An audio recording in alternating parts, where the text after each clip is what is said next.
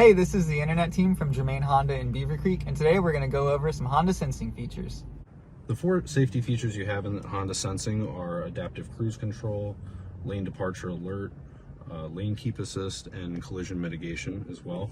If you look here on the right hand side of the wheel, you'll start by setting your cruise control, where you can also activate the distances between you and the car in front of you. You'll also have the ability to turn on and off the lane keeping assist feature, which if you then press into the safety support menu here, scroll down, you'll be able to activate the road departure alert system over 35 miles an hour. This one also does have the blind spot monitoring. We are in an Accord Sport L. It will come standard on that, but not necessarily standard on Honda Sensing. And then you also have your collision mitigation braking system, in case if you ever need to turn it off. Safety first, don't forget your seatbelts. We'll see you next week.